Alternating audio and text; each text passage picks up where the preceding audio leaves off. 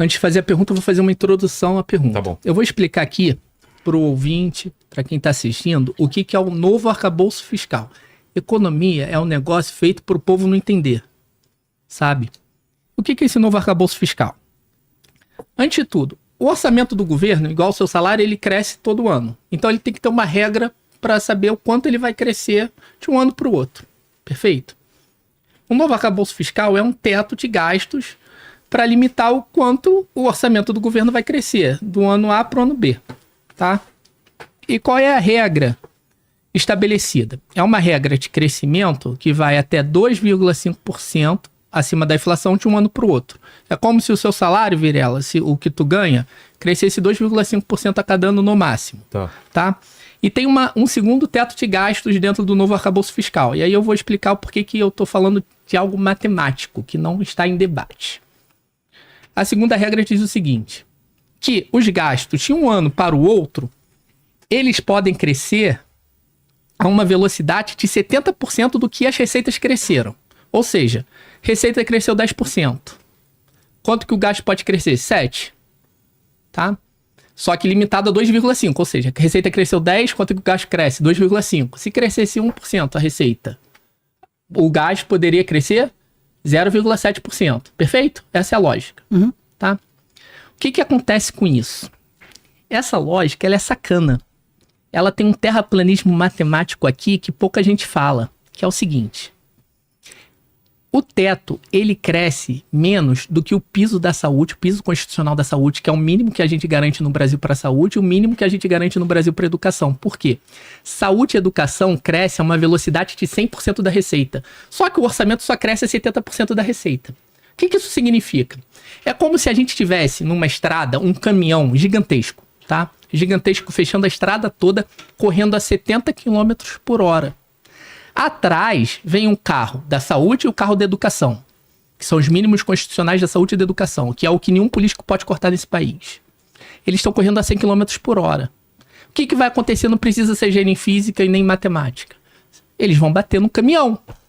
E enquanto eles não batem, o que vai acontecer? Eles vão atropelando todas as outras despesas que não têm proteção constitucional. Perfeito? E, logicamente, a velocidade do caminhão, que é o novo arcabouço fiscal, é incompatível com a velocidade de crescimento dos pisos constitucionais da saúde e da educação. Por serem incompatíveis, no momento em que o governo aprova o novo arcabouço fiscal, ele está indicando que pretende reduzir fortemente de 100 km por hora para 70 km por hora o crescimento da saúde e da educação. Aí você disse lá no Twitter e você diz sempre. E o Haddad também tenta dizer isso às vezes. Uma coisa que é terraplanista, tá? É negacionista. É bolsonarismo dizer isso. Que o ajuste fiscal no Brasil vai se dar pelo lado das receitas. Então é taxando os mais ricos. Isso é mentira, sabe por quê? O que acontece, Vilela, se a gente dobrar a velocidade do caminhão para 140 km por hora, o carro da saúde e da educação também vai dobrar, porque os dois são atrelados à receita. Eles vão para 200 km por hora. Entendeu? Ou seja, você não consegue resolver pelo aumento das receitas. Você só consegue resolver a incompatibilidade freando o carro da saúde e freando o carro da educação. Por isso, eu concluo dizendo que, no Brasil, a partir da aprovação do novo arcabouço fiscal, só há possibilidade de ajuste no orçamento, e eu duvido algum técnico negar isso, algum economista negar isso, eu duvido a Haddad negar isso, o Rogério Serrão negar isso. Só há possibilidade de ajuste fiscal no Brasil com o freio, com a redução da taxa de crescimento do piso da saúde e da educação, que exige uma mudança constitucional. Minha pergunta para você é, o governo Lula, ele pretende abandonar o novo arcabouço fiscal ou o governo Lula pretende abandonar os pisos da saúde e da educação? Porque os dois não convivem juntos e em 2027 o orçamento está arrebentado, ele não existe mais. Estimativas do próprio Tesouro Nacional. Você tem um minuto a mais ainda de resposta, porque ele atravessou aí um minuto a mais. Duas coisas, olha só. Davi é economista, e eu sou formado em Direito. Economia é assim, economista é assim. Se você botar 10 economistas num debate, você ficar mediando, tem o economista ortodoxo, heterodoxo, tem do MMT, tem do marxismo, tem do trotskismo, tem do não sei o que a quatro. E aí, cada um tem uma opinião. É igual advogado. Advogado, cada um tem uma opinião. O advogado que é contra hoje, amanhã é pró. O que é pró hoje, amanhã pode ser contra. Então, é uma questão de opinião. E ele volta novamente na futurologia. Ele está fazendo umas contas... A conta que ele faz é a mesma conta que o mercado faz. O mercado está nesse papo aí de que, no acabou. Claro que o mercado não quer a mesma coisa que ele. O mercado quer que corte do pobre. Ele não, ele quer que corte do rico, mas ele quer que você faça uma coisa que não dá para fazer numa democracia. Gente, olha só, o que é correlação de força? O que é uma democracia? A democracia é poder legislativo, executivo e judiciário. Por exemplo, aí ele falou assim, por que o Lula não revogou o piso? Como é que você revoga uma lei do Congresso Nacional? Você vê, recentemente agora, o Trump fez um decreto. O Congresso passou por cima do Congresso, o Congresso foi à Suprema Corte, a Suprema Corte americana, que é conservadora, falou, não pode. E se não pode, não pode. O Trump botou a viola no saco. Então, por exemplo, se existe uma coisa na Constituição chamada ato jurídico perfeito. Se o ato jurídico foi perfeito, não houve fraude, tem validade. Então você não pode revogar. Por exemplo, várias privatizações foram feitas nos governos anteriores.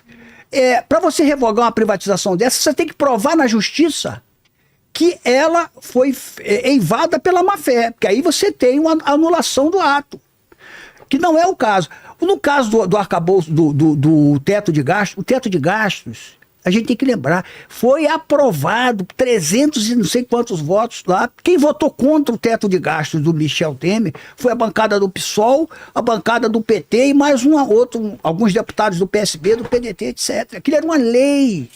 Para você revogar, o Haddad apresentou a proposta do arcabouço fiscal para substituir o teto de gastos do Michel Temer, que não tinha nenhuma margem de manobra. Tanto é verdade que para sobreviver à pandemia, onde o governo injetou, não sei se o Davi lembra os números, 700 bilhões, sei lá, porque a economia parou quase totalmente, teve autorização.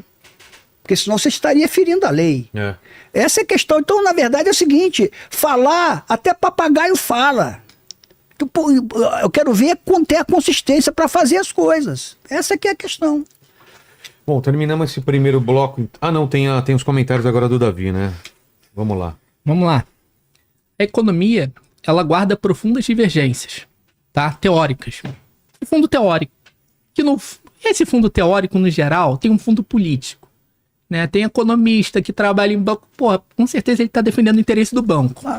Um economista que trabalha no partido de esquerda, geralmente, mas nem sempre, ele está defendendo o interesse da maioria da população, tá? Mas tem coisas, Cantalice, que não há divergência. A matemática é uma delas. O que eu estou falando aqui é que 1 mais 1 é 2. O que eu estou falando aqui é o seguinte. Segundo o governo federal, Cantalice, eu enviei, Vilela, um requerimento de informação junto com os nossos mandatos para o Ministério da Fazenda, perguntando o seguinte. Resumindo aqui, para ficar mais popular. Em que momento os carros da saúde e da educação vão bater no caminhão? Tá? Ou seja, que o orçamento público no Brasil se torna inviável. Em que momento eles já vão ter atropelado todas as despesas que não têm proteção constitucional nem proteção legal? Ou seja, que despesas são essas? Por exemplo, dinheiro para pagar água e luz. Tá? O Estado tem dinheiro lá para pagar água na faculdade, luz na faculdade para ter aula. Que momento isso acontece? O requerimento de informação responde entre 2027 e 2028.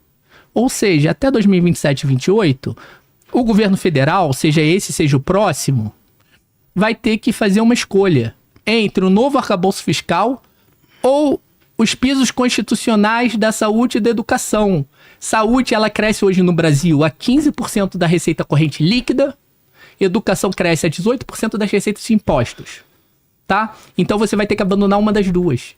Te digo mais, Cantalice. Haddad tentou rebaixar os gastos com saúde no Brasil há pouco tempo. Ele tentou um golpe no Senado, porque ele parece muito democrata, mas ele aprova tudo por regime de urgência, atropelando as comissões, atropelando o devido processo legislativo. O que ele fez? Ele tentou mudar o conceito de receita corrente líquida para retirar da base de cálculo do piso da saúde as despesas não recorrentes, o que, segundo estimativas de diversos economistas à direita e à esquerda, tiraria por ano 20 bilhões do SUS, o mesmo SUS que salvou vidas durante a pandemia. Tá? Ele iria retirar, ele perdeu. Ele perdeu, sabe por que ele perdeu? Porque é difícil pra cacete nesse país tu mexer com saúde pública ainda, porque o povo, ele não deixa. Então pra ele também não é fácil atacar a saúde, não. Em 2023, ele deu um golpe, um segundo golpe, para não cumprir o piso da saúde naquele ano. Perfeito? E te digo mais, já encerrando aqui o meu argumento.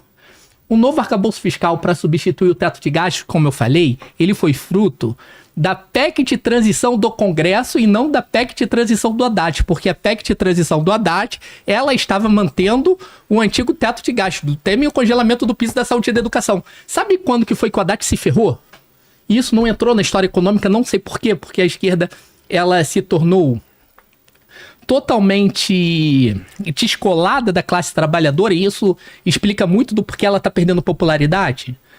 Sabe por que o Haddad se ferrou, do ponto de vista dele? Porque ele tentou manter o teto do gasto do Temer, o congelamento dos gastos, mas também o congelamento da saúde e da educação. Então, o caminhão não bateria os carros não bateriam no caminhão. Ele tentou fazer isso. Na PEC de transição, na versão dele. Então, o Brasil hoje não teria esse problema que está tendo. Quando o Congresso fala o seguinte, você tem que enviar uma lei complementar substituindo o teto de gastos, o que acontece com ele? Ele toma uma cilada. Por quê? Porque a lei complementar, ela é capaz de alterar o nível de gasto geral, mas ela não é capaz de mexer no piso da saúde e da educação. Então, como ele só podia mexer no orçamento como um todo, mas não poderia alterar as partes do orçamento ligadas à saúde e educação, ele tomou-lhe uma sinuca de bico. Porque ele botou uma taxa muito baixa por orçamento, mas a saúde e a educação estavam crescendo muito rápido. Vilela, é o seguinte, imagina que seu salário está limitado a 2,5% ao ano de crescimento, mas a escola do seu filho cresce todo ano a 10%. Vai chegar uma hora que isso vai dar um choque. E isso daqui não é uma questão de teoria, é uma questão de matemática. Então o governo vai ter que escolher, Catalice, novo arcabouço fiscal ou piso da saúde e da educação. A Tebet já deixou muito claro e muito evidente qual é a escolha em 2027. O Haddad já deixou muito claro a escolha em 2027. E é uma escolha contra o povo pobre desse país. É uma escolha contra a saúde e é uma escolha contra a educação. Tirar 20 bilhões do SUS nesse país, que tanta gente está morrendo na fila do hospital sem leito, é criminoso. Nós não podemos tolerar isso. E aí depois vocês vão falar, sabe o quê? Que a minha crítica está favorecendo o bolsonarismo. Não é tirar 20 bilhões do SUS e aumentar a fila no hospital, não. Davi, sou eu criticando. Como ele ultrapassou muito tempo, você tem 1 minuto aí, 1 minuto e meio para fazer alguma consideração. Veja bem, ele até botou a Haddad na qualidade de legislador, né? Porque ele falou assim, o Haddad faz tudo por, como é que fala? Por medida de urgência. O Haddad nem deputado, nem senador. O Haddad vai lá no Congresso como negociador pelo governo e faz as propostas. E pede para fazer isso. E faz as propostas. Pede para Arthur Lira fazer isso. Mais uma vez, olha só, mais uma vez, você vai, não adianta, Davi, você não vai convencer as pessoas com base nessa futurologia. Não entra nessa, cara, não entra nessa. Você dizer que nós não temos compromisso com os trabalhadores, fomos nós que criamos o SUS, rapaz. Foi a esquerda brasileira com PT, com Partidão, com PCdoB que criou o SUS. Se alguém tem compromisso com o SUS no Brasil, somos nós, e tem mais. Tem mais. O Haddad é um ministro tão bom que ele aprovou uma reforma tributária que há 30 anos estava nos escaninhos, nas gavetas do Congresso Nacional, gente. A reforma tributária que vai começar a vigorar agora e vai melhorar a receita. O Brasil tem muito gasto tributário indevido, muita isenção fiscal indevida para quem não tem direito. Então, o Haddad está dando um rumo na economia nacional.